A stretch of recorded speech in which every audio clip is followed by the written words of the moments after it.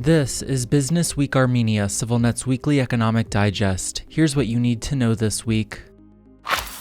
Armenia's Economic Activity Index, an indicator closely corresponding to GDP growth, increased by 9.4% last year, boosted by surging international trade that, for the first time in the country's history, topped $20 billion. That's all according to the latest figures out this week from Armenia's statistics agency. The numbers show Armenia's economy continued to expand substantially last year after a record 12.6% growth the year before, largely on the back of massive inflows of capital and labor from Russia and soaring trade between the two countries. Services and construction grew by double-digit percentages last year, even while industry remained largely stagnant and agricultural output dropped slightly. Meanwhile, imports expanded by more than 40% and exports surged by more than 55%, pushing Armenia's international trade above $20 billion for the first time. Amid growing trade, the United Arab Emirates dethroned Russia as Armenia's top source of foreign investment, Economy Minister Vahan Karobyan said last week. That is a major shift for a country whose economy has long been dominated by Russia and where Russia continues to control a number of major enterprises, particularly in the energy sector.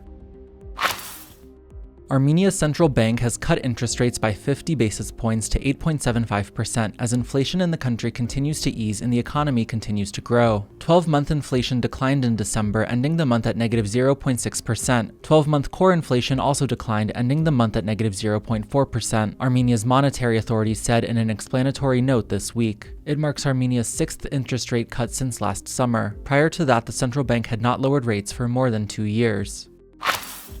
The global ratings agency Fitch has affirmed Armenia's BB- sovereign credit rating with a stable outlook, citing the country's robust macroeconomic and fiscal policy framework, while also flagging that a high share of foreign currency-denominated public debt, relatively weak external finances, and high financial sector dollarization could all threaten Armenia's creditworthiness. In a press release last week, Fitch, one of the big three rating agencies, estimated Armenia's real GDP growth last year at 7.4% and forecast 6% growth this year, citing the influx of hundreds of thousands of people to the country from Russia and Nagorno-Karabakh since 2022. That year saw Armenia hit a record 12.6% growth rate, largely on the back of soaring trade with Russia. At the same time, Fitch noted last week, lingering geopolitical risks with Azerbaijan and trade and energy dependence on Russia may lead to negative rating actions in the future. Last summer, the agency upgraded Armenia's rating from B+ to BB- and then declined to downgrade it following Azerbaijan's forceful capture of Nagorno-Karabakh in the fall. Fitch considers a BB- rating speculative grade, indicating an elevated vulnerability to default risk.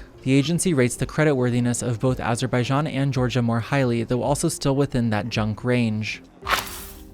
Armenia's 1,000 biggest companies paid more than $4.2 billion in taxes last year, marking a year-on-year increase of about 13.5%, according to the newest annual top taxpayers list published last week by the country's customs authorities. Maybe most notably, the tax burden of the Russian online retail giant Wildberries has surged over the past year as its presence and popularity throughout Armenia continues to grow. Last year, the e-commerce platform contributed nearly $66 million to Armenia's state coffers, a more than 30-fold increase year-on-year. The Zangezur copper molybdenum combine, Armenia's largest mine, kept the #1 spot on the list, having paid about $176 million in royalties last year. The Armenian cigarette manufacturer Grand Tobacco took the #2 spot on the list at about $137 million in taxes, while Gazprom, the Russian state energy giant, took third at about $121 million. While firms involved in mining, energy, and tobacco production have historically dominated Armenia's top taxpayers list, recent years have seen a surge in the number of banks and consumer goods companies included as well. Observers say that reflects those sectors' increased profits amid Armenia's soaring re-export trade with Russia following the latter's full-scale invasion of Ukraine 2 years ago. Overall, the Armenian government collected more than $5.5 billion in taxes last year, representing a roughly 15.5% increase in tax revenues year-on-year. That means just the country's 1,000 biggest companies, including some 70 IT firms, paid about 3/4 of all taxes last year.